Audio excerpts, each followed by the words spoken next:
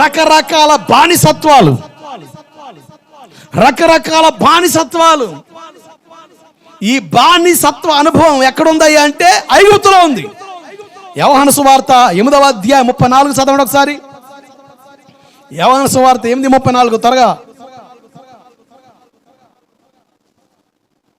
యోహాను సువార్త 8:34. పాపము చేయు ప్రతి వాడును పాపానికి దాసుడని. పాపం చేసే ప్రతివాడు పాపానికి దాసుడు. అప్పు తీసుకునే ప్రతివాడు అప్పిచ్చేవానికి దాసుడే. పాపం చేసే ప్రతివాడు దేనికి దాసుడు? పాపానికి దాసుడు. ఈరోజు రకరకాల వాటికి వ్యసన పరులుగా మారిపోతున్నాం. ఏది మనకు వ్యసనంగా మారకూడదు, ఏది మనల్ని ఏలుబాటు చేయకూడదు. ఎవరు ఏలుబాటు చేయాలి అంటే దేవుడే ఏలుబాటు చేయాలి. దేవుడికి స్తోత్రం. అందుకనే సామెతల్లో రాయబడిన మాట చేస్తే చక్కని మాట ఉంది సామెతల్లో, నీ ప్రవర్తన అంతటి మీద దేవుని అధికారం ఒప్పుకోవాలి. ఆమేన్. ఎవరి అధికారాన్ని? మన ప్రవర్తన అంతటిపై దేవుని ఆధిపత్యం ఒప్పుకుంటే నేను చెప్పగలను, దేవుడు మనల్ని పరిపాలిస్తాడు. ఆమేన్. దేవుడు మనల్ని ఏలుబాటు చేస్తాడు. రకరకాల పిచ్చులు ఉన్నాయి మనిషికి, రకరకాల పిచ్చులు ఉన్నాయి. ఏ పిచ్చి నీలో ఉండకూడదు, దేవుడు పిచ్చి తప్ప. దేవుడు పిచ్చి మనకుంటే మనం మనుషులుగా బ్రతుకుతాం, మానవత్వం కలిగి బ్రతుకుతాం, మంచిగా బ్రతుకుతాం, ఏది చేయాలి అది చేస్తాం. అలా కాకపోతే మాత్రం పాపానికి దాసుడు అయ్యావా? ఏది చెయ్యాలి అనుకుంటావు అది చెయ్యవు, ఏది చేయకూడదు అనుకుంటావు అది చేస్తావు, అంతే. ఒక వ్యక్తి పాపానికి దాసుడు, ఒక తాగుబోతుని అడగండి, అతను అంటాడు, కొంతమంది అంటారు, అన్నా ఈరోజు నేను తాగకూడదు అనుకున్నా, ఈరోజు నేను తాగకుండా ఉందామనుకున్నా, ఏం అర్థం కాలే, ఆడొచ్చాడు 2 మాటలు చెప్పాడు, అలా తీసుకెళ్ళాడు, అంతే సంగతి. అంటే జాగ్రత్తనండి, నువ్వు చెయ్యకూడదు అన్నది చేస్తావు, చెయ్యాలని చేయలేవు. ఒక మంచి పనోడు, ఓ మంచి ప్రయోజకుడు ఒక దానికి వ్యసనపడుడైతే అతడు చేయాల్సిన పని చేయడం మానుకొని చేయకూడదంతా చేస్తాడు. కారణం ఏంటి?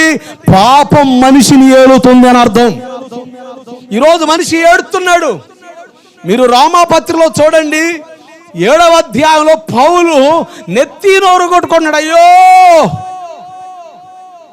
నేను ఏదైతే చెయ్యాలనుకున్నది చేయలేకపోతున్నాను, ఏదైతే చేయకూడదనుకున్నదే చేస్తున్నాను, పాపం నన్ను ఏలుతుంది.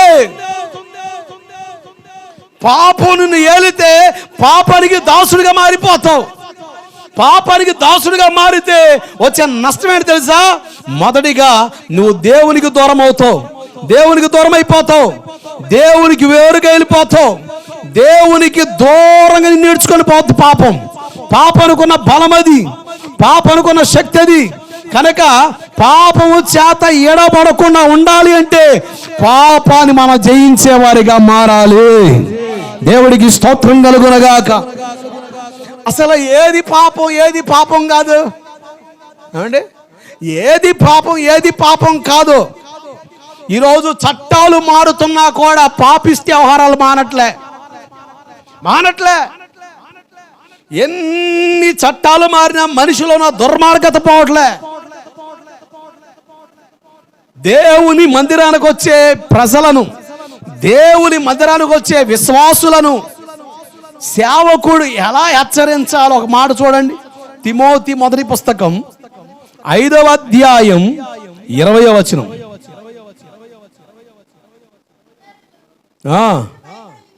ఇతరులు భయపడు నిమిత్తము ఏంది? ఎవరికి బాధ్యత ఇచ్చింది? ఎవరికండి? ఎవరికి?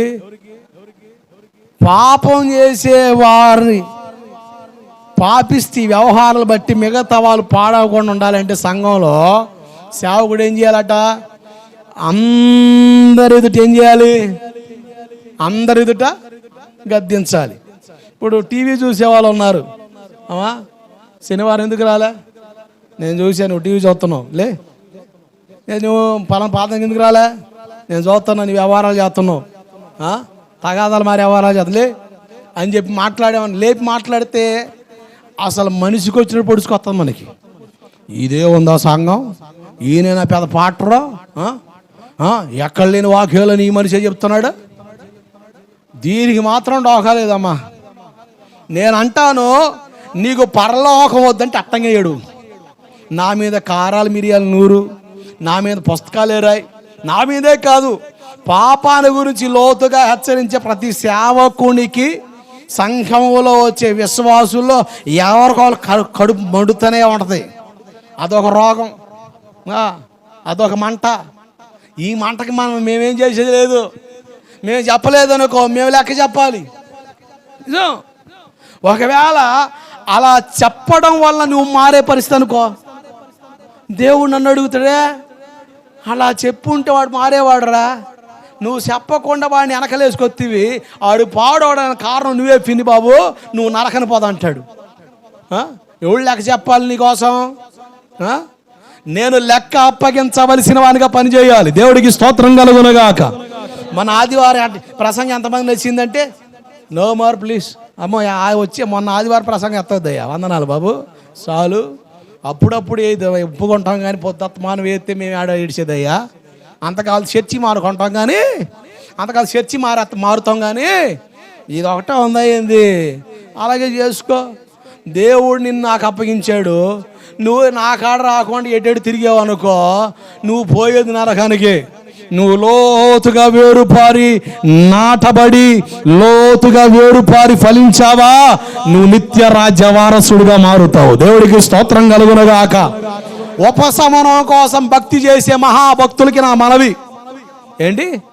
ఉపశమనము కొరకు భక్తి చేసే మహాభక్తులు ఉంటారు. దేవుని దగ్గరికి వెళ్తే ఏదో కడుపులో అరాకొర తగ్గి బాగుంటుందని వస్తున్నానయ్యా, ఆయన ఏగుతున్నాడు, ఆయన ఉతికి ఆరేస్తున్నాడు, నాకు వాక్యంతో పని, చర్చికి వెళ్తే కొంచెం ప్రశాంతం ఉంటుంది అని ఉపశమన భక్తి చేసే వాళ్ళు చెబుతున్నాను.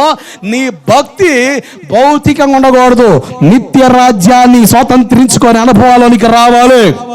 అలా రావాలి అంటే దైవజనుడిగా నేను చేయాల్సిన పరిచర్య నీకు చేయాలి. నేనేం చేస్తున్నా ఇప్పుడు?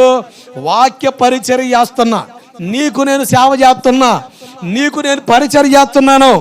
నీ గాయాలున్నాయి, నీలో అంతరంగ గాయాలున్నాయి, వాటిని నేను బాగు చేయాలి, వాటికి నేను మందు రాయాలి, వాటికి నేను ట్రీట్మెంట్ ఇవ్వాలి, వాటిని నేను కట్టుకట్టాలి. నొప్పిగా ఉన్నా, ఇబ్బందిగా ఉన్నా, కష్టంగా ఉన్నా నువ్వు కట్టించుకుంటే, వైద్యం చేసుకుంటే, నువ్వు బాగుపడితే, ఆ గాయం మానితే నువ్వు ఆరోగ్యంగా మారుతావు. దేవుడికి స్తోత్రం కలుగునుగాక. హల్లెలూయా.